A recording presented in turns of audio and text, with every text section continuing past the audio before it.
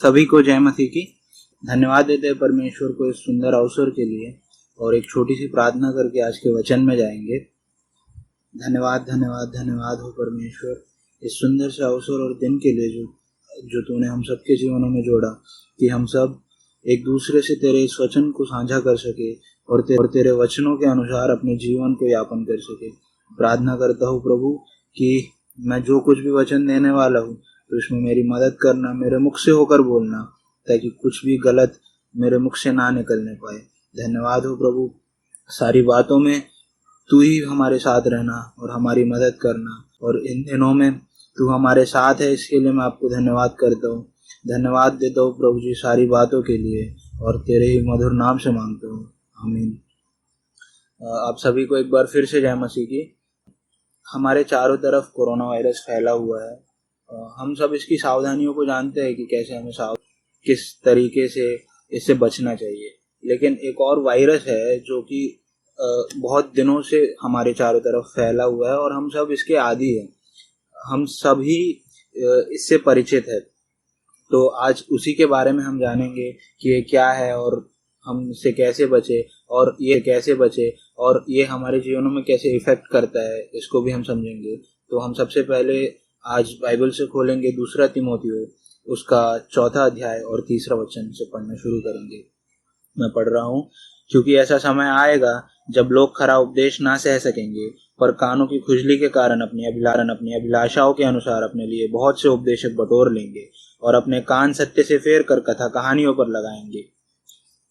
जैसा कि हम देखते हैं आज के समय में बहुत से उपदेशक हैं और एक ही विषय पर, एक ही वचन पर सभी अपनी अलग अलग बातें बताते हैं, और इन सब बातों को जब कोई सुनता है, किसी एक विषय पर जब कोई अलग अलग बातें सुनता है, तो साधारण सी बात है कि उसके मन में एक कंफ्यूजन, एक भ्रम पैदा हो जाता है।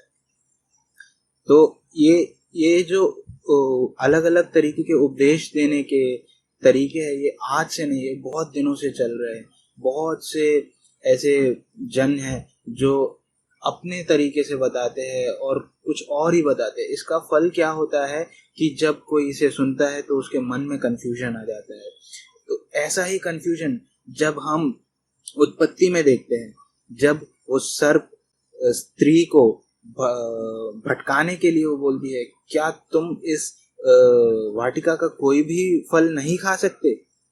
तो स्त्री उसे जवाब देती है, नहीं, ऐसा नहीं है, हम सारे फल खा सकते हैं, लेकिन जो वृक्ष इस वाटिका के बीचों बीच उसका फल नहीं खा सकते। तो ऐसी तरह तरह की बातें करते हैं। तो एक कंफ्यूजन हमारे मन में भी पैदा हो जाता है कि क्या करें, क्या ये सही है, ये सही है, हम उसकी परिकल्पना कैसे करें। हम देखते हैं, इसी को समझने के लिए हम देखते हैं इर्मिया की किताब,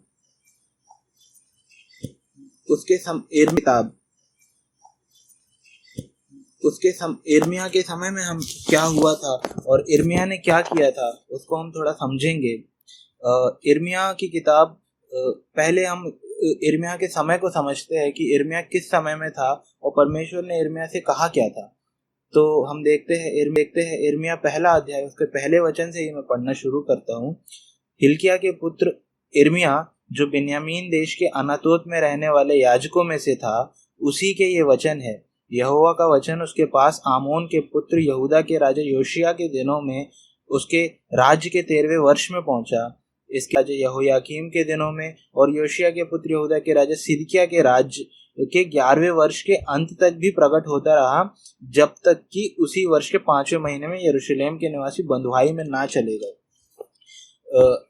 इस समय को समझना बहुत जरूरी है, क्योंकि इस समय में चल क्या रहा और इर्मिया से परमेश्वर क्या कह रहा था, इसे समझने में हमें आसानी होगी जब हम समय को समझ लेते हैं। तो अगर इस समय योशिया जब यहूदा का राजा था, ये सारे राजाओं के बारे में आपको दूसरा राजाओं के 22वें 23वें अध्याय से मिल जाएगा, और ये दूसरे इतिहास की किताब में भी है जो 34वें अध्याय से शुरू है। तो इसके बारे में मैं थोड़ा सा बताता हूँ कि जब योशिया राजा था, योशिया एक ऐसा राजा था कि योशिया के पहले जितने भी राजा आ चुके थे उन सब परमेश्वर के विरुद्ध यहोवा की दृष्टि में बुरा किया था। और योशिया के बाद के जितने भी राजा थे उन्होंने भी यहोवा की दृष्टि में बुरा किया था। लेकिन योशिया एक ऐसा राजा था जिसने 31 साल तक राज्य किया और जितने भी गलत काम हो रहे थे उन सबको बंद कराया, मूर्ति पूजा कराई, यहाँ तक कि फसह का पर्व ऐसा मनाया जैसा कि किसी ने नहीं मनाया। और उसी योशिया के राज्य के 13वें वर्ष में यिर्मयाह के पास यह वचन पहुंचता है परमेश्वर का कि तू उठ और लोगों को बताना शुरू कर दे कि एक बड़ा संकट आने वाला है। और जब योशिया की मृत्यु हो जाती है तो उसके बाद के राजा भी यहोवा की दृष्टि में बुरा करते हैं। और तब भी यिर्मयाह होता है और यिर्मयाह सबको यही बता रहा होता है कि एक बड़ा संकट इस देश पर आने वाला है। लेकिन उस समय के जितने भी याजक होते हैं वो सब यही बता रहे होते हैं कि कोई भी दिक्कत नहीं है, कोई भी दिक्कत नहीं है, सब अच्छा होने वाला है। लेकिन यिर्मयाह जो कि परमेश्वर के साथ चलने वाला था, जब यिर्मयाह के पास परमेश्वर का वचन पहुंचता है तो वो कहता है मैं तो लड़का बस हूँ। लेकिन परमेश्वर उससे बोलता है जो कि यिर्मयाह के अध्याय 1 और 19वें वचन में है, वे तुझसे लड़ेंगे तो सही परंतु तुझ पर प्रबल ना होंगे, क्योंकि बचाने के लिए मैं तेरे साथ हूँ। यहोवा की यह वाणी है। जो यहोवा है जिसका वचन यिर्मयाह के पास पहुंचा है वो यहोवा यिर्मयाह से बोलता है कि वो तुझ पर प्रबल नहीं हो पाएंगे। और यिर्मयाह बिना डरे अपने जो कुछ यहोवा उसको दर्शन में दिखाता है वो लोगों को बताता है। और जब सारे देश के लोग झूठा उपदेश दे रहे होते हैं, लोगों के कानों को जो खुश करने वाले उपदेश दे रहे होते हैं, एक यिर्मयाह होता है जो सबको बता रहा होता है कि इस देश पर संकट आने वाला है। जबकि वो समय अगर हम देखें योशिया का तो उस समय वो राजा यहोवा की दृष्टि में सही कर रहा था, लेकिन उस समय भी यिर्मयाह के पास ये दर्शन पहुंचता है कि संकट आने वाला है। जब ते हैं और वो भी यहोवा की दृष्टि में बुरा करते हैं तब भी यिर्मयाह उनको ये बताता है कि यहाँ पर संकट आने वाला है। लेकिन सारे याजक उस वक्त के सभी को भरमाते हैं, भटकाते हैं, एक भ्रम सा फैलाते हैं कि सब कुछ अच्छा होने वाला है। और इस कंफ्यूजन का क्या क्या परिणाम होता है ये हम अच्छी तरह जानते हैं। एक कंफ्यूजन पैदा हो जाता है, अच्छा ये कर सकते हैं, तो जब सर्प वो बोलता है अच्छा तुम कुछ भी नहीं खा सकते, इसको देखो तो सही, इसको छुओ तो सही, देखने में तो कुछ नहीं होता, हाथ लगाओ, छुओ। जब इतना वो अच्छा लगने लगता है कि उसे खाए बिना रह नहीं सकते, तो इस भ्रम का, इस कंफ्यूजन का हमारे जीवनों में ये परिणाम होता है। ये जब हम पर हावी होने लगता है, ये उपदेश एक वायरस तरह जब हम हमारे अंदर चले जाते हैं और हम पर हावी होके हमारे मस्तिष्क को इस कदर हमें भरमाते हैं, भटका देते हैं, तो हम वो फल खा लेते हैं जो कि यहोवा ने मना किया होता है, और जब वो फल खाने के अगर आप हम सोच के देखें, जब वो फल खा रहा था कोई, वो स्त्री या आदम, तो परमेश्वर देख ही रहा था सब कुछ, वो रोक भी सकता था, उसने नहीं रोका। उसने क्यों नहीं रोका? और जब परमेश्वर आता है, आदम से पूछता है कि क्या तूने फल खाया, उसको तो पता है कि उसने फल खाया, उसकी आंखें कहाँ छुपी, वो तो परमेश्वर है, वो सब कुछ देखता है, पूरी दुनिया उसके सामने है, उसको पता नहीं है क्या कि आदम ने फल खा लिया? वो फिर क्यों पूछ रहा है आदम से कि क्या तूने फल खाया? तो यहोवा को पता होता है कि उसने वो फल, क्योंकि वो आदम के मुख से सुनना चाहता है कि आदम क्या कहता है। ऐसा ही जब हम देखते हैं याकूब के साथ, जब परमेश्वर मल्ल युद्ध हुआ था तो याकूब से पूछता है तेरा नाम क्या है? क्या परमेश्वर को नहीं पता उसका नाम? लेकिन वो आपसे, मुझसे, आदम से, याकूब से पूछता है कि तेरा नाम क्या? तूने खाया क्या? उसको पता है, लेकिन फिर भी वो पूछता है क्या तूने खाया? और जब हम ये बोले कि नहीं, स्त्री ने खिलाया जो स्त्री ने तूने मुझे दिया था, या फिर हम वो ये बोले कि हाँ मैं याकूब हूँ, हाँ मैं याकूब हूँ, मतलब अपने मुख से ये स्वीकार करना कि हाँ मैं याकूब हूँ, लेकिन मैं तुझे तब तक नहीं छोड़ूंगा जब तक तू मुझे आशीष नहीं दे देता।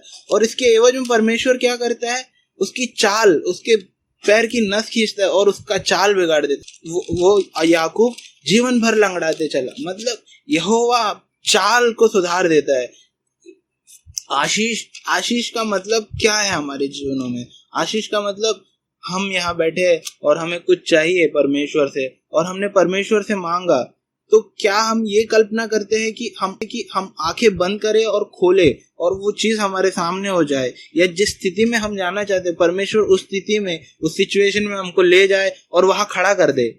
नहीं, परमेश्वर आपकी चाल को सुधारता है, परमेश्वर आपको उस काबिल बनाता है जहां जिस चीज की आप कल्पना करते हो, चाल को सुधार कर आपको उस काबिल बनाता है, वहां पर पहुंचो। लेकिन सबसे जरूरी क्या है इसके लिए? इसके लिए सबसे जरूरी ये है कि उसके सामने ये ग्रहण करना कि मैं याकूब हूँ। परमेश्वर की आंखों से हमारा कोई पाप या कोई भी चीज या कोई भी रहस्य ऐसा, हमारे मन का कोई रहस्य ऐसा, हमारे मन का कोई एक भी कल्पना उससे छुपी नहीं है। परमेश्वर के सामने सब कुछ खुली किताब है। अगर वो न्याय करने को आएगा तो क्या हम उसके सामने खड़े रह पाएंगे एक क्षण के लिए भी? बिल्कुल नहीं। परमेश्वर सब कुछ जानता है, लेकिन वो आपके, मुझसे, हम सबके मुख से, तू याकूब है, तेरा नाम क्या है, तू याकूब है, हाँ, वो ये नहीं सुनना चाहता कि मैं दशमांश इतना देता हूँ, मैं तेरे नाम से इतने बड़े बड़े काम करता हूँ, मैं वो करता हूँ, मैं अन्य भाषा बोलता हूँ, मैं कलीसिया में इतना बड़ा हूँ। नहीं, ये सब कुछ नहीं। वो तो सब कुछ जानता है, लेकिन वो आपके, हमारे सबके मुख से सुनना चाहता है कि तू कौन है, तेरे रहस्य मुझे बता। मुझे पता है, जब हम भजन संहिता में पढ़ते हैं 139वें वचन में, 139वें अध्याय के 7वें वचन में, तो हम पाते हैं, मैं तेरे आत्मा से भाग कर किधर जाऊं, या तेरे सामने से किधर भागूं? यदि मैं आकाश पर चढ़ूं तो तू वहां है, यदि मैं अपना बिछौना अधोलोक में बिछाऊं तो वहां भी तू है, यदि मैं भोर की किरणों पर चढ़ समुद्र के पार जा बसूं तो वहां भी तू अपने हाथ से मेरी अगुवाई करेगा और अपने दाहिने हाथ से मुझे पकड़े रहेगा। तो ऐसी कौन सी जगह है, ऐसी कौन सी स्थिति है जहां पर हम परमेश्वर से छुप सकते हैं या हम अपने कामों को परमेश्वर से छुपा सकते हैं? कोई नहीं। वो उजियाला, जहाँ हम अपने घर के चारों दीवारों में हम परमेश्वर से छुप सकते हैं? नहीं। तो सबसे पहले अपने आप को ग्रहण करना, अपने सिर को झुकाना और उस सृष्टिकर्ता जिसने हमको बनाया है उसके सामने ये ग्रहण करना कि मैं जो हूँ तू जानता है, ऐसी कोई भी चीज नहीं, कि मैं जो हूँ तू जानता है, ऐसी कोई भी चीज नहीं मेरे बारे में, या ऐसे कोई भी गलत काम या मेरे मन की हर कल्पना, कोई ऐसी चीज नहीं जिसे तू जानता ना हो। सब कुछ तेरे सामने खुली किताब है।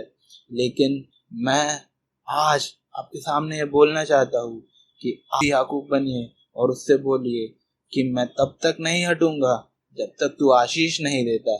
और इसके एवज में जब परमेश्वर आपकी चाल को सुधारेगा, जैसा कि हमने पिछले वचन में भी पढ़ा, उस दाखलता से जब हम उस दाखलता में जब हम बने रहते हैं तो उसकी लताएं आप से फल लाती है।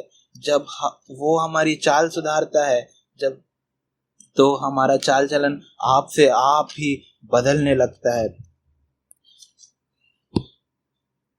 तो जरूरी है कि परमेश्वर के सामने अपने सारे रहस्य खोल देना, जैसा कि में होता था कि परमेश्वर अपने भविष्यवक्ताओं या याजकों या अपने दासों के द्वारा परमेश्वर अपनी बातें बताता था। लेकिन अभी का समय जब यीशु हमारा मित्र है तो हमें किसी याजक की या किसी की जरूरत नहीं है। जैसा कि लिखा है, टूटे मन के साथ मेरे पास आ जाओ। जब उस टूटे मन के साथ जब हम उस यीशु के पास जाते हैं और अपना सारा रहस्य, सारी बातें, वो तो सब जानता है, उसके बावजूद जब हम उसको बताते हैं तो वो तैयार रहता है हमारे चाल चलन को सुधारने के लिए। हमारा वो पैर हम वहाँ उस मुकाम पर पहुंच जाए जहाँ पर हम जाना चाहते हैं। हमारे लिए क्या सही है वो परमेश्वर बहुत अच्छे से जानता है, क्योंकि हम सब समय में जीते हैं और हमारी कल्पनाएं, हमारे सपने एक समय के बाद बदल जाती है। जो जो मेरे लिए आज जरूरी है हो सकता है मेरे लिए आज जरूरी है हो सकता है कल मेरे लिए वो जरूरी ना हो। जो सपने आज मैं देख रहा हूँ वो कल नहीं हो सकते मेरे लिए जरूरी, मैं कल कुछ और देखूंगा। लेकिन जो परमेश्वर, जो मेरा सृष्टि करता है, वो जानता है मेरे लिए सही क्या है। तो जैसा कि हम सब पहले हमने पढ़ा कि बहुत बहुत से उपदेशक खड़े हो जाएंगे और अपनी अपनी तरह की बातें कहेंगे। लोग अपने कान सच्चाई से फेर कर, जैसा कि यिर्मयाह के समय में भी हुआ था, लोग उसकी बातों पर ध्यान नहीं दे रहे थे, बल्कि उन याजकों की तरफ ध्यान दे रहे थे जो कि अच्छा बता रहे थे, लेकिन अच्छी बातें बता रहे थे, उनको कानों को खुश करने वाली बातें बता रहे थे। वैसे ही लेकिन यिर्मयाह ने सच बोला, और इस सच को बोलने के लिए सबसे पहले इस सच के उपदेश को देने के लिए ये वायरस लोग फैला रहे होंगे, ये अफवाह, ये झूठ का वायरस, लेकिन हम भी बोले, सच बोले, इसके लिए हमें सबसे पहले जरूरी है, ताकि हम कहीं गलती से अपने मुख से उन झूठे उपदेशों को, उन कानों को खुश करने वाले उपदेश लोगों को ना दे सके।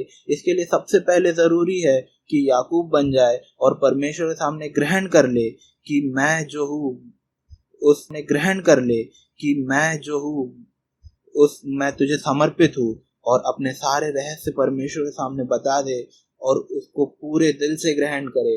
उसके बाद जब वो आपके चाल चलन को सुधारेगा तो आपकी जो दाखलता है उसमें आप बने रहेंगे, और मित्रीशु आपको अपनेगा, और आपको कहाँ पर जाना है, किस स्थिति में आपको पहुंचना है, वो परमेश्वर आपको खुद बताएगा और वही आपको सुधारेगा। तो आज के वचन का विषय यही था कि सबसे पहले ग्रहण करे परमेश्वर के सामने और अपने आप को समर्पित कर दे। उसके बाद जब कोई भी बात बोलने जाएंगे तो परमेश्वर आपके साथ रहेगा और आपके मुख से सत्य निकलने में आपकी सहायता करेगा। इस छोटी से वचन को में कोई भी गलती है तो आप क्षमा करिए।